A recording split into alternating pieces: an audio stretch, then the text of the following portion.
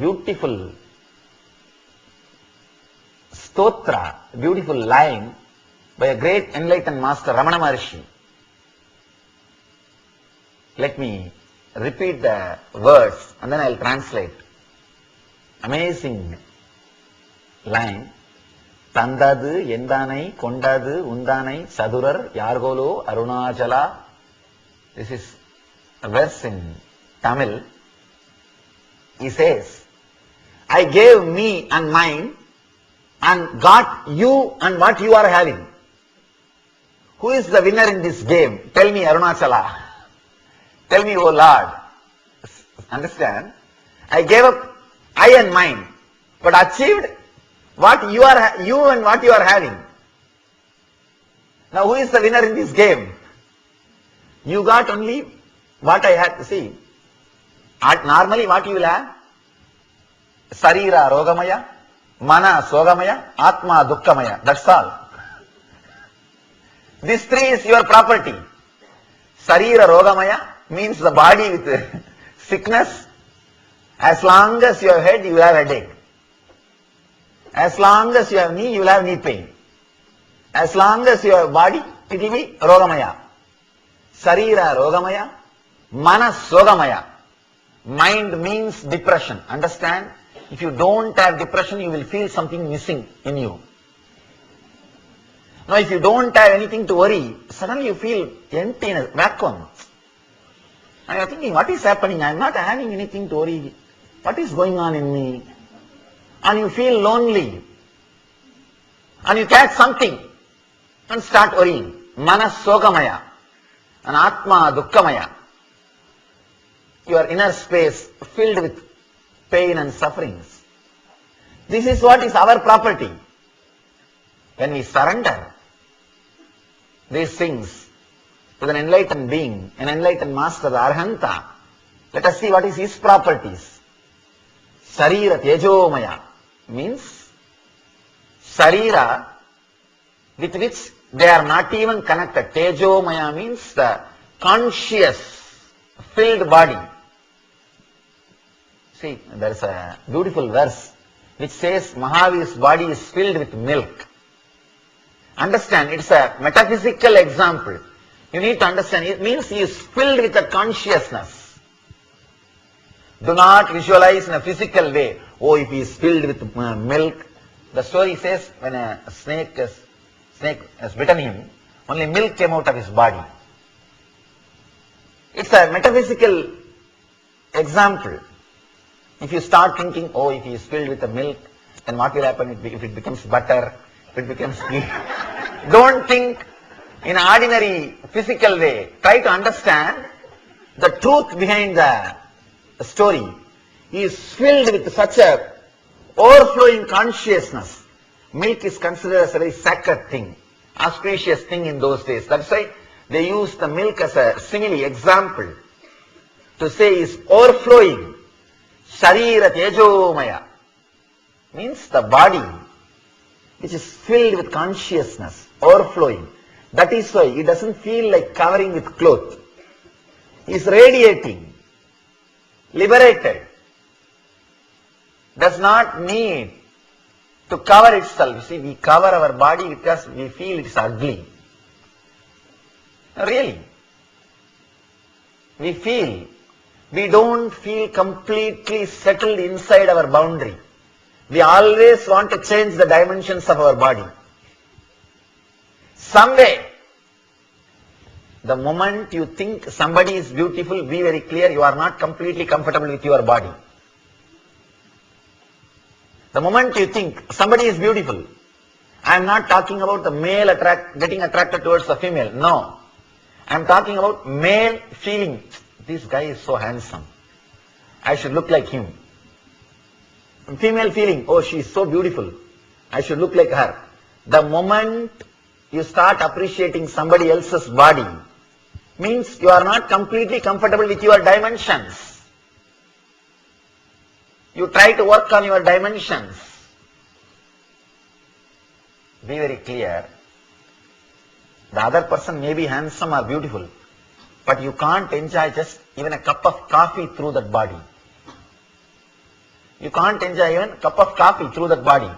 You have to experience only through this body. Sarira Tejomaya means filled with consciousness, completely comfortable inside your body. Stiram Sukham is called Tejomaya. If you are completely settled and completely comfortable, then it is Tejomaya. Mana, Masters doesn't have mind. So, there is no description about mind.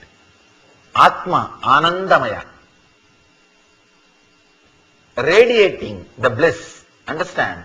If you surrender whatever you have, actually what you have, we don't have even something worthy of surrendering. That is the truth. We don't even have actually something worthy to surrender also. And we may think that we have something. All you need to do is have a little bit of intelligence of what you really have. Simply you will surrender.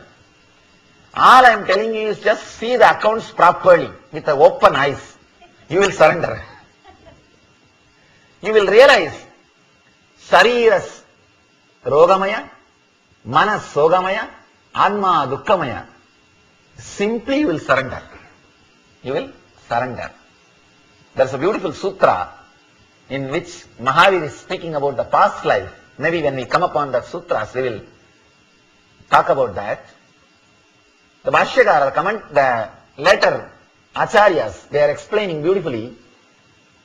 The intelligence about the past life will help you to surrender, because you will understand you are doing the same nonsense again and again. Again and again you are creating wealth. By the time you created the wealth, you are gone and finished. Then again you start the same game. By the time you feel enough and you relax, you are no more. When you get this intelligence, you are doing the same nonsensical game again and again. You decide, now I am not going to do the same game. Enough. It is time to break free from this circle. This Janana Marana, the Samsara Bandha. You decide to liberate yourself. When you offer whatever you have with the word Namo, Na Mama, let me surrender that I and me at the feet of Arhantas, immediately you will achieve what they have. See, to tell you honestly, surrendering is the best way to get the ultimate thing. When you offer whatever you have, simply no other way, they have to open whatever they have. It's no other way. No other way. The moment you open up, they have to open up. Somebody told me that knock and it shall be opened. I tell you, you don't even have to knock. He is standing in your door. Just open, he will come in. He is knocking. All you need to do is, you need to open your doors. That's all. You don't even have to go to his door and knock. He is knocking at your doors. Open, nothing else. When you open, he has to open, and he is already open. Surrender the I and mind, Sarira Rogamaya, Manas Sogamaya, and Anma Dukkamaya, and achieve Sarira Tejomaya and Manas Sugamaya. Of course, when it becomes Sugamaya, you can't call that as a mind. The idea, the name mind will be lost when it becomes Sugamaya. Anma Anandamaya means bliss, filled with bliss. That is what the word Namo means. I offer I and mine to Arhantas. Actually, it's a wonderful business. Best bargain. Offering you and achieving them. You can't imagine. The best bargain. I bow in reverence to the Arhantas. I bow in reverence to Siddhas, liberated souls. I bow in reverence to acharyas who keep the tradition alive. Understand? Even if somebody is not enlightened, if he is working for enlightenment, he is also worthy of respect. That is the important thing you need to understand. See, if 100 people are running, only one will win. But that does not mean the people who ran, they are not worthy of your respect. One person can win only if 100% can run. If you stop the very tradition of running, just because 99 are defeated, you can't expect that one person who will win. No. Only if thousands of people dedicate their life, that group consciousness, group energy which gives inspiration for people to run, one or two may achieve. So understand, if I have achieved something in my life, it is not just by me. All the sannyasis, all the sadhus, all the acharyas, they all have contributed to me, directly or indirectly. Even the confidence which I received by seeing them was reason for me to continue my running, continue my journey. I always tell people, understand, my enlightenment or whatever I achieved is the gift from this whole tradition. When I see so many sadhus, so many enlightened, so many mahatmas, so many swamis, I got the confidence, I should also become swami. I should also take up this life. The group indirectly inspires you and gives you the confidence and courage.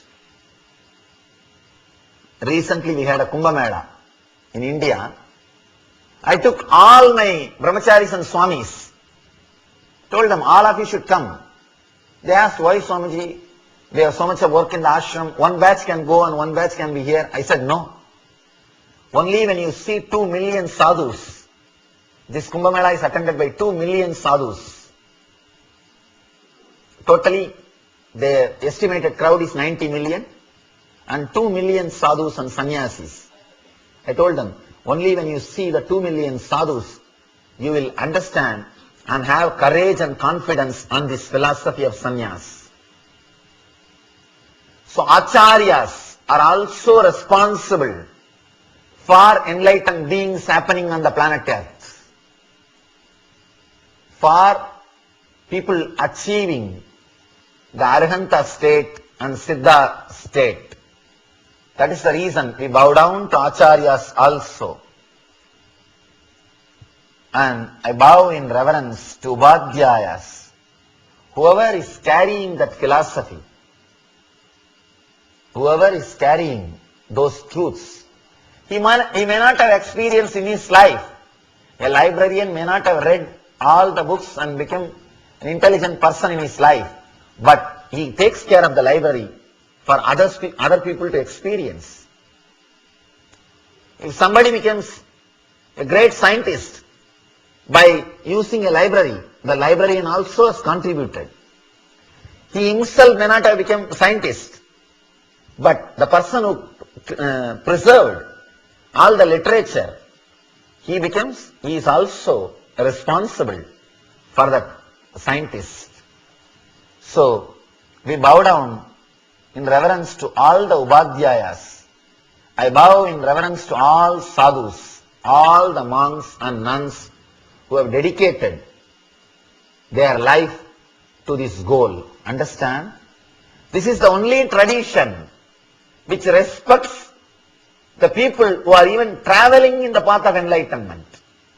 Let me be very honest. In Buddhism, Buddham Saranam Gacchami, Dhammam Saranam Gacchami, Sangham Saranam Gacchami. That's all.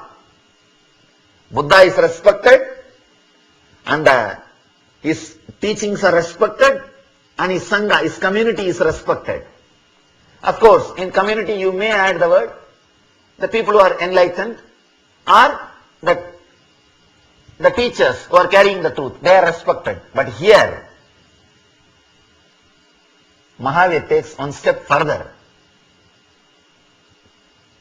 I bow in reverence to all sadhus. Namo Sarva Sahunam. This actually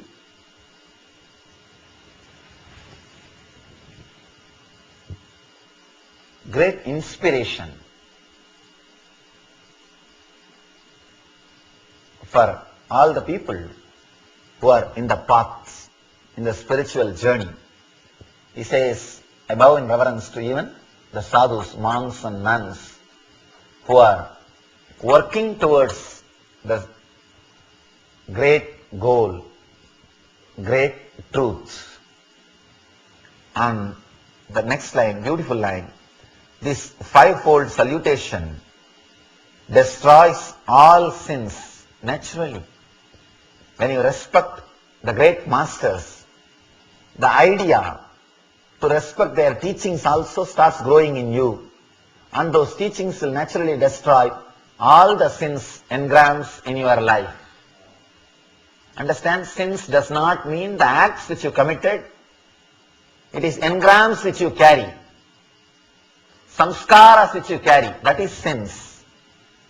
When you bow down, when you offer the eye and mind to Arhanta, simply the samskaras which you carry will be destroyed. Patanjali says beautifully, you don't have to create a canal to get water.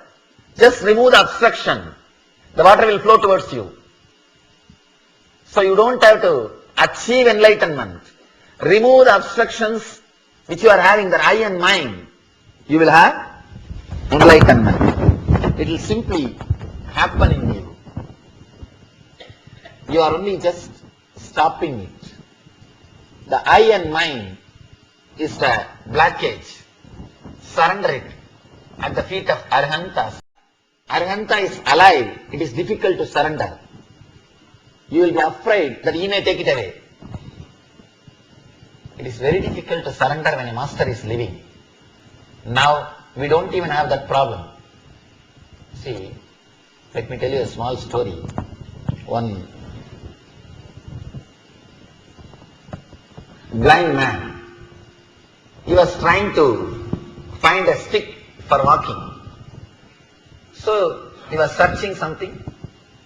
Somehow by mistake he got a frozen snake. He was staying in Himalayas, in the cold. The snake was frozen. He thought that is a stick and started using it for walking. One enlightened being saw this and told, hey, drop that. In 1 hour when the sun comes, the snake will come back to life and it will bite you. You will be killed. Please drop that snake. You are not carrying a stick, you are carrying a snake. That guy said, no, I know it is a snake. You take care of your work. Leave me. And the master said, no, you are carrying a snake, leave it. Then that guy started shouting, I think you don't have a stick. That's why you are asking me to drop. The moment I drop, you may pick up this stick. And master told no. Master forced him to drop the stick. And this guy started beating the master with the same snake. Understand? Same way, when Arhantas say, drop eye and mind, you may think that, I think he doesn't have, that's why he is asking me to drop, he may pick it up when I drop. If I drop this too, he may take it away. No. He is not asking you to drop for himself. And now we don't even have that problem. We have only his presence. So understand, sincerely offer yourself at the feet of these great masters. You will see the conscious transformation starts from this moment. From this moment. Whatever samskaras, sins you have, will be washed away, will be destroyed. And amongst all auspicious things, this is the most auspicious one. Understand? Best thing you can ever do in your life is dropping your eye and mind at the feet of enlightened beings. The sutra says the best thing which can happen to your life is dropping the eye and mind at the feet of Arhantas.